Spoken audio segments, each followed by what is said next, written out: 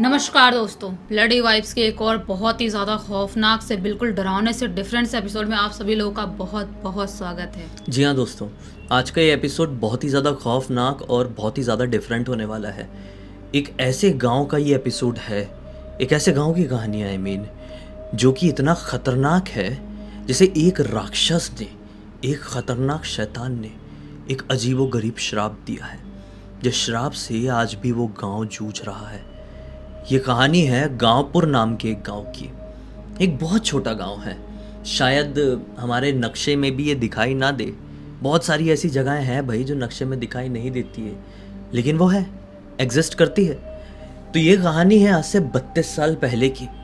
अनिल नाम का एक लड़का जो कि एक छोटे से गांव में अपने साधारण से परिवार के साथ अच्छी खासी ज़िंदगी काट रहा था। पैसे वाले लोग थे थोड़े बहुत, तो ये सोचे हुए थे बचपन से कि अपने बेटे को हम इंजीनियरिंग करवाएंगे। अब उस समय इंजीनियरिंग वगैरह ऐसी प्रॉपर बीई बीटेक में हुआ नहीं करती थी।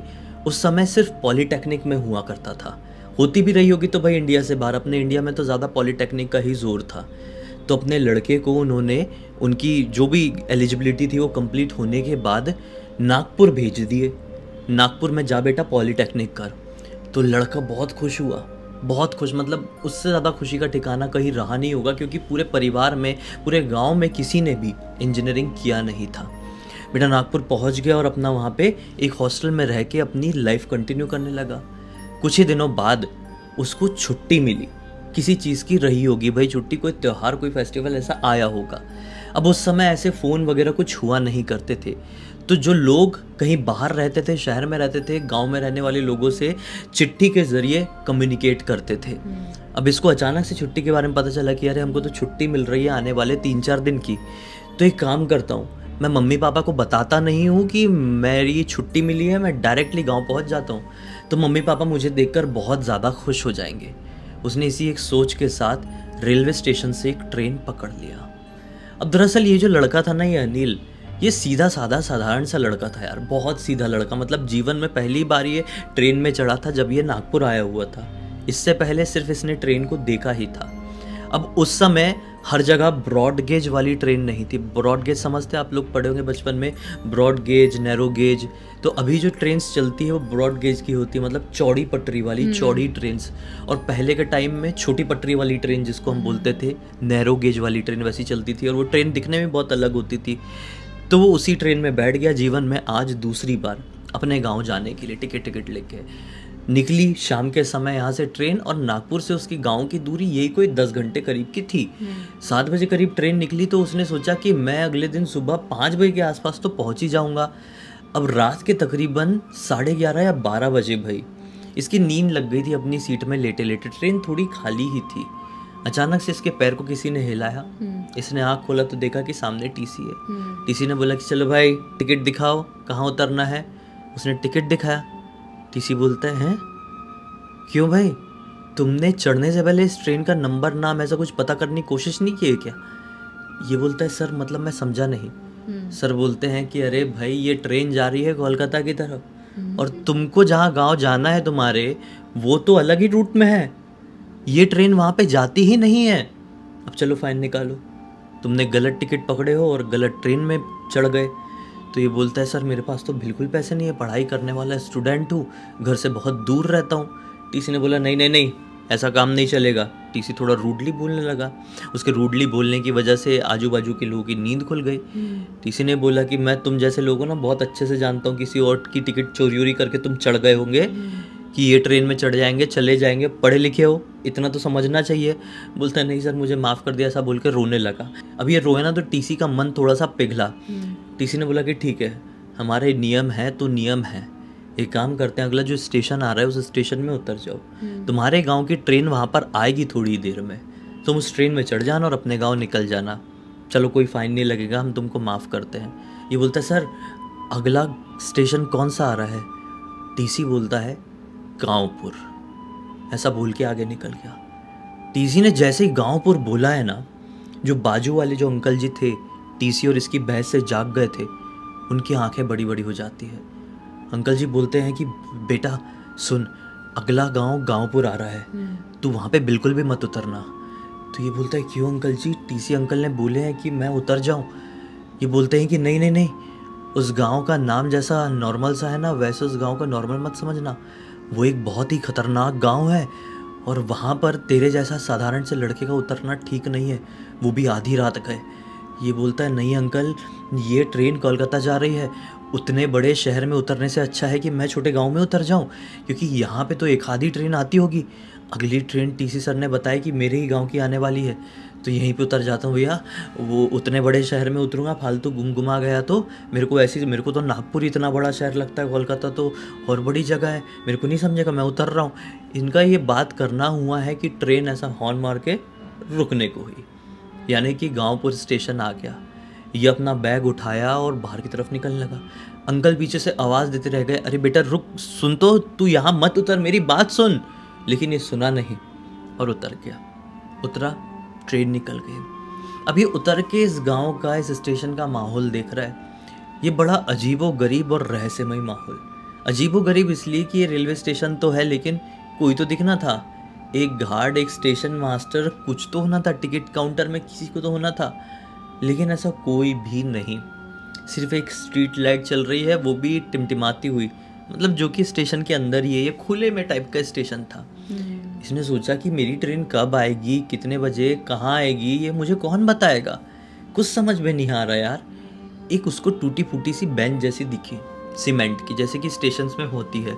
ये उसमें जाके बैठ गया, इंतज़ार करने लगा कि कोई तो दिखाई दे, ट्रेन की हॉर्न तो सुनाई दे। लेकिन आधे घंटे बीत गए, किसी का कोई नामो निशान नहीं।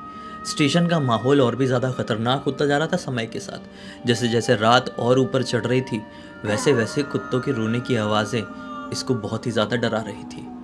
हल्की हल्की ठंडी चलती हुई हवा इसके मन में एक सिरहन सी पैदा कर दे रही थी। अजीब सा सन्नाटा था यहाँ पर, अजीब सा अंधेरा था। आधे घंटे बाद ये जब थोड़ा घबराने लगा, इससे कंधे में किसी का टैप आता है। ये घबराकर तुरंत पीछे पलट कर देखता है कि कौन है। जब चेहरा उसने क्लियरली देखा तो ये समझा, रे मामा जी आप यहाँ पे। पीछे खड़ा हुआ इंसान कोई और नहीं, इसका खुद का सगा मामा था, जिस मामा से ये पिछले कम से कम 1 साल से नहीं मिला था, क्योंकि मामा अपने गांव में रहते थे और मिलना जुलना थोड़ा भाई अपनी अपनी लाइफ में सब बिजी होते हैं तो कम था। मामा जी बोलते हैं कि बेटा तू यहाँ पर कैसे पहुँच गया। ये बोलता है कुछ नहीं मामा जी, मैं एक ट्रेन से आ रहा था और मेरे साथ ऐसा ऐसा हो गया। मामा जी ने बोले कि मेरे साथ भी कुछ ऐसा ही हुआ, मैं भी इस रास्ते से गुजर रहा था और फिर देख मैं भी यहाँ पर फंस गया। चल बेटा कोई बात नहीं, तेरे गांव की जो ट्रेन है ना, मुझे पता है अभी से 4 घंटे बाद आएगी।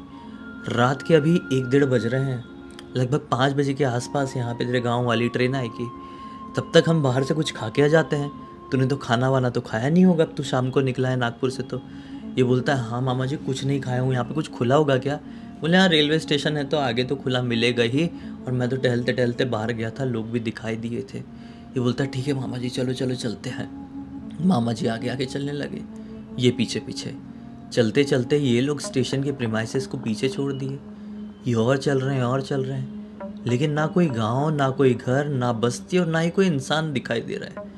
रास्ते में 1-2 कुत्ते दिखाई देते जो इन्हें देखकर ज़ोर ज़ोर से भौंकने लगते, काटने के लिए भी इनकी तरफ आते, लेकिन ये जैसे तैसे करके आगे बढ़ते जा रहे थे। आगे चलते चलते चलते चलते 15 मिनट बीत गए, लेकिन ये सिर्फ सुनसान रास्ते ही चले जा रहे थे। और ये बीच बीच में कई बार मामा से बात करने की कोशिश कर रहे हैं, अरे मामा जी कहाँ जा रहे हैं हम, कहाँ हैं दुकानें, लोग कोई दिखाई क्यों नहीं दे रहे हैं, कितनी देर और चलना पड़ेगा। मामा जी इसकी बात का कोई रिस्पॉन्स ही नहीं दे रहे हैं। मामा जी चलते ही जा रहे हैं, चलते ही जा रहे हैं। थोड़ी और दूर चलने के बाद एक खुला सा मैदान आया। इस खुले से मैदान में एक चबूतरा बना हुआ था। इस चबूतरे में मामा जी ने इसको इशारा करते हुए बोले कि बेटा बैठ जा, और ये जो आग जल रही है वहाँ पे थोड़ा आग ताप, ठंडी हवा चल रही है ना, थोड़ी ही आगे दुकान है, मैं कुछ खाने का बंदोबस्त करके लेके आता हूँ, तो यहाँ से उठ के कहीं और मत जाना, वरना बिना मतलब कि तू गुमगाम जाएगा और टेंशन हो जाएगी। सही में वहाँ पे हल्की हल्की धीमी धीमी आग जल रही थी, जैसे थोड़ी देर पहले, कुछ घंटे पहले किसी ने वहाँ पे आग जलाया हो। ये बढ़िया उस चबूतरे के ऊपर बैठ के मस्त आग तापने लगा। अच्छा लग रहा है यार, बहुत ठंडी लग रही थी इससे पहले तक। इसका ये करना हुआ ही है, मामा जी गए हैं, 2 मिनट हुआ ही है कि कोई भागते हुए आता है इसके पास। इसके तुरंत हाथ को पकड़ा और खींच के उस चबूतरे से नीचे उतार दिया। ये बोला कौन है आप और इस तरह से क्यों आ गए मेरे पास? ये आदमी दिखने में बड़ा भयंकर था यार, लंबा चौड़ा, काले रंग की, इसने पूरा एक लंबा सा गाउन जैसा पहना हुआ है, जैसे कि मतलब आप लोगों ने फिल्मों में देखे होंगे जैसे तांत्रिक बाबा लोग पहनते हैं। बड़ी बड़ी दाढ़ी है और लाल चटकदार आंखें हैं। और इनके पास ना मतलब एक हाथ में एक ऐसी माला थी ना, जिस तरह की माला, जिस तरह की चीज़ या फूल इसने जीवन में कभी नहीं देखा था। ये जो कोई भी अंकल जी आए थे, जो कोई भी आदमी आया था, उसने खींच के अनिल को नीचे उतारा और बोला कि तू यहाँ पे क्या कर रहा है, चल यहाँ से निकल। ये बोला कि क्यों, रुक जाइए, मेरे मामा जी आने वाले। अरे तू अपने मामा जी के बारे में सोचेगा या अपनी जान के बारे में सोचेगा, चल, ऐसा बोल के झटके से खींचे हैं और पूरी ताकत से इसके हाथ को पकड़ते हुए मतलब घसीटते हुए आगे दौड़ने लगे। ये जैसे तैसे करके खुद को संभाला और उनके पीछे पीछे भागने लगा और उसके कान में यही आवाज़ गूंज रही है, तुझे अपने मामा जी के बारे में ही सोचना है या खुद की जान बचाना है। ये भागते भागते भागते भागते 5-7 मिनट बाद एक छोटे से मंदिर के सामने पहुंचे। ये मंदिर छोटा सा था यार, 3-3.5 फीट की हाइट रही होगी, इतना इतना चौड़ाई में रहा होगा बस। इतना बड़ा मंदिर था। वहाँ पे पर्दा लगा हुआ था और गेट था, वो गेट में ताला लगा हुआ था। वो जो कोई भी आदमी था ना भाई, उसने अपने पास से चाबी निकाला, उसको खोला और सबसे पहले इसको अंदर घुसाया। बोले घुस, नहीं तो आज तेरी मृत्यु पक्की है। ये अंदर घुसा और फिर वो भी अंदर घुसे, बाबा जी भी, और वो गेट को अंदर से ही ताला लगाए, पर्दा बंद किए और बैठ गए। सामने काली माता की मूर्ति है और थोड़ी देर पहले ऐसा लग रहा है किसी ने अगरबत्ती वगैरह जला के, धूप बत्ती वगैरह जला के यहाँ से गया हुआ है, माता काली की पूजा करके यहाँ से कोई गया हुआ है। तो ये सुनने रह गया कि अभी अभी मेरे साथ क्या हुआ, और सबसे बड़ी बात है कि ये मेरे साथ क्यों हुआ है। ये बाबा जी की तरफ देख के बोलता है कि आप है कौन और मुझे इस तरह से भगाकर यहाँ पर लेकर क्यों आ गए। बाबा जी क्या बोलते हैं कि तुझे पता भी है तू कहाँ पर बैठा हुआ था। ये बोलता है हाँ, एक मैदान में चबूतरे में बैठा था, आपने तो मुझे वहाँ से खींच के लेके आए ना। बोले तेरे को पता भी है तू किस चीज़ में अपने हाथ ताप रहा था, हाथ सेक रहा था। बोले हाँ, वो आग जल रही थी, थोड़ी ही आगे कुछ खाने का है, मेरे मामा जी वहाँ से कुछ खाने का लेके गए थे। बोले तू कितना बड़ा मूर्ख है, तुझे पता भी है तू जहाँ पर बैठा हुआ था वो एक शमशान घाट का चबूतरा था। जिस आग को तू नॉर्मल आग समझ के हाथ ताप रहा था ना, वो किसी की चिता थी जो कुछ घंटे पहले ही जलाई गई थी। और तू जिसे अपना मामा समझ रहा था ना, वो कोई जीवित व्यक्ति नहीं बल्कि वो एक प्रेत आत्मा थी। इसका दिमाग उड़ जाता है। आप क्या बोल रहे हैं अंकल जी, मुझे कुछ समझ में नहीं आ रहा है। अंकल जी बताते हैं कि बेटा तू समझेगा भी नहीं, इस गांव को तो अच्छे अच्छे लोग नहीं समझ पाए हैं। आज से कई साल पहले एक महिषासुर नाम का खतरनाक राक्षस एक बार भ्रमण करते करते इस गांव में पहुंचा। उसको ये गांव बहुत अच्छा लगा, यहाँ के लोग उसको अच्छे लगे।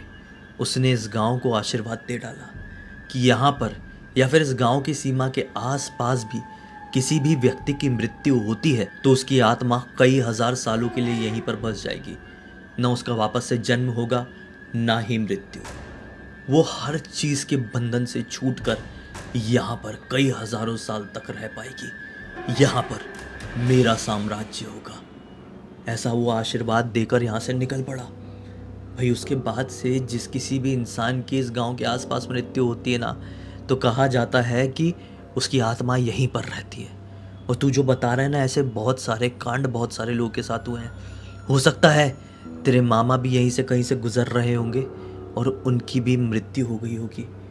उनकी आत्मा थी बेटा। मैंने तुझे ना स्टेशन के पास ही देख लिया था, तू किसी से बात करते हुए चल रहा था। मैं देखने की कोशिश भी कर रहा था तू बात किससे कर रहा है, लेकिन आसपास कोई भी नहीं था। मैं तुरंत समझ गया कुछ ना कुछ गड़बड़ है। मैं तेरा पीछा करने लगा। पीछा करते करते शमशान घाट तक आ गया। इस पेड़ के पीछे से छुपकर मैं तुझे देख रहा था। तेरी बातों से, तेरे बोलने के लहजे से मुझे समझ में आया कि वो जो भी शक्ति तुझे दिखाई दे रही है वो तुझे छोड़कर कुछ समय के लिए कहीं गई हुई है। मैं भागते हुए आया और तुझे खींच के यहाँ पर लेकर आ गया। तेरी किस्मत बहुत अच्छी थी, माता काली ने मुझे सही टाइम पर भेज दी। अब यहीं पर रहे, जब तक सूर्योदय नहीं हो जाता है यहाँ से बाहर नहीं निकलना है। एक बार सूर्योदय हो जाए तो भागते हुए सीधे स्टेशन पहुंचना, अपनी ट्रेन पकड़ना, अपने गांव निकल जाना और इस गांव के बारे में अपने जीवन में हमेशा हमेशा के लिए भूल जाना कि आज रात को क्या हुआ। वरना तू अपनी जीवन जो है ना वो आसान तरीके से कभी नहीं काट पाएगा। ये गांव बहुत विचित्र है बेटा, तू आराम कर। ऐसा बोल के ना उसके सिर में ऐसा हाथ फेरने लगे। बहुत हाथ फेर रहे हैं, बहुत हाथ फेर रहे हैं, इतने प्यार से ना कि इसको वहीं पर बैठे बैठे नींद आ गई। वो बाबा जी के कंधे में सिर रख के सो गया। फिर कुछ देर बाद इसको बाहर से चिड़ियों की आवाज़ आती है, जैसे चिड़िया ची ची ची ची करती है ना सुबह के वक्त। इसकी उस आवाज़ से नींद खुलती है। नींद खुलती है तो ये शॉक्ड, बाजू में बाबा जी नहीं है, सिर्फ काली माता की मूर्ति है और कुछ नहीं इसके अलावा। ये तुरंत गेट की तरफ देखा, गेट लॉक्ड है, बाहर से ही ताला लगा हुआ है। अब ये डर गया बहुत ज़ोर से यार, और गेट ज़ोर ज़ोर से धड़ धड़ धड़ धड़ करने लगा कि खोलो खोलो, मुझे बाहर निकालो। क्योंकि इतनी भी सुबह नहीं हुई थी, अभी सुबह सुबह का वक्त हुआ था, मतलब यही कोई 5 साढ़े 5 बजे का। लेकिन किसी का कुछ रिस्पॉन्स नहीं आ रहा है। 10-15 मिनट बाद जब इसका पूरा दम घुटने लगा डर के मारे ना, क्योंकि छोटी सी भी तो जगह थी ना, गेट का ताला कोई खोलता है। जैसे खोला ये डर के बाहर निकला, देखा कि एक पुजारी जी है 60-65 साल के। पुजारी जी बोलते, अरे बेटा तू यहाँ पर क्यों आया और कौन है तू, कैसे आया? पुजारी जी से बोला पानी। पुजारी जी ने अपने पास बॉटल रखे हुए थे, इसको पानी दिए, पानी पिया और अब पुजारी जी को पूरी बात बताया। पुजारी जी एक बार मुस्कुराए, बोले कि बड़े अच्छे किस्मत वाला है बेटा तू, तेरे साथ जो कुछ भी हुआ ना वो काली माता के आशीर्वाद की वजह से हुआ है। तू जो कुछ भी बताया महिषासुर वाली कहानी ये पूरी तरह से सच है, लेकिन जिस आदमी का तूने विवरण बताया ना बेटा, उस वेशभूषा वाले, उस विवरण वाले इंसान को तो हम जानते ही नहीं हैं। हम इस गांव में ही पैदा हुए, यहीं पर बुढ़े हो गए। एक एक व्यक्ति को बहुत अच्छे से जानते हैं, लेकिन इस व्यक्ति को नहीं। ये व्यक्ति इस मंदिर का पुजारी नहीं है। कई अरसों से हमारी ही पीढ़ी के लोग इस मंदिर की पूजा आराधना कर रहे हैं। आज के बाद से समझ लेना, जीवन में किसी भी तरह की परेशानी होगी ना तो माता काली का आशीर्वाद तेरे साथ हमेशा रहेगा। जा अपनी ट्रेन पकड़ और निकल जा इस गांव से, फिर कभी लौट कर मत आना। ये भागते भागते भागते भागते स्टेशन पहुंचा और किस्मत से इसकी ट्रेन लेट थी। ये स्टेशन पहुंचा ही है और 10 मिनट बाद इसकी ट्रेन आ गई। ये ट्रेन में चढ़ा और सोचता ही रह गया कि आखिर इसे जो शमशान घाट में मिला था वो था कौन? वो इंसान ही था या फिर कोई दिव्य शक्ति? सोचते सोचते सोचते आज 32 साल बीत चुके हैं। उनका बेटा भी हो गया है। वो अपने बेटे को, अपनी पत्नी को, अपने परिवार में सबको ये कहानी सुनाए। और इस पूरी पूरी घटना की पूरी पूरी कहानी मुझे किसी और ने नहीं बल्कि अनिल जी के बेटे आदित्य ने इंस्टाग्राम पर लिख कर भेजा। मैं शॉक्ड रह गया कि क्या हुआ भाई। मतलब मैं भी सोचती रह गई कि ऐसे कैसे हो सकता है किसी के साथ। और वो जो आदमी दिखाई दिए होंगे इनको, माता काली के भेजे हुए दूत होंगे, जो कि आए थे बचाने के लिए और एक बहुत ही अच्छी तरह से बचा के उनको वहाँ से निकाले। और बाद में पता चला उनके मामा जी की मृत्यु हुई थी या नहीं, वहाँ पे मृत्यु हो गई थी। हाँ, ये बताना भूल गया। जब मम्मी के पास पहुँचे तो मम्मी ने बोली कि बेटा हाँ हम तुझे बता नहीं पाए थे, दरअसल हम चाहते थे तो अपनी पढ़ाई में फोकस करे, तो बहुत ज़्यादा चिंता में चले जाता, तेरे मामा जी की मृत्यु हो गई थी। और हो सकता है मामा जी की मृत्यु उसी गांव में हुई होगी, इसीलिए उनकी आत्मा इतने टाइम से वहाँ पे भटक रही थी। अब महिषासुर ने श्राप दिया है तो लोगों की आत्मा, श्राप कहें या वरदान, वरदान तो नहीं बोल सकते क्योंकि हजारों साल तक किसी की आत्मा भटक रही है तो उसको वरदान तो नहीं बोल सकते। उसकी लैंग्वेज वरदान होगा, हाँ, क्योंकि वो राक्षस था। हाँ, लेकिन इंसानों के लिए वरदान नहीं हो सकता क्योंकि इंसानों को जन्म मिले, जो भी चीजें भुगते प्रेत योनि में रहे तो कुछ लिमिटेड टाइम के लिए फिर उसको मुक्ति मिल जाए, यही चाहता है हर इंसान, हो या प्रेत हो, वो यही चीजें चाहता है। सही बात है। खैर, इसी एक नोट के साथ अब इस कहानी का अंत करते हैं। अब तक इस वीडियो को देख लिए तो लाइक ज़रूर कर देना, चैनल को सब्सक्राइब करके बेल आइकन दबा के ऑल के ऑप्शन में क्लिक करना, क्योंकि इसी तरह के हैरान कर देने वाले खौफनाक वीडियोस डेली आप लोगों के सामने लेके आते रहते हैं। इंस्टाग्राम की लिंक इस वीडियो के डिस्क्रिप्शन बॉक्स में मिल जाएगी, क्लिक करके डायरेक्टली वहाँ पर पहुँच जाना। और इसी तरह की कोई भी कहानी, टॉपिक या जानकारी आप लोग के पास भी है तो लिख भेजना। हो सकता है हमारा अगला वीडियो कल आपके हिसाब से ही बन रहा हो। तो चलिए कल फिर से मिलते हैं, तब तक के लिए बहुत बहुत धन्यवाद। आपका दिन शुभ।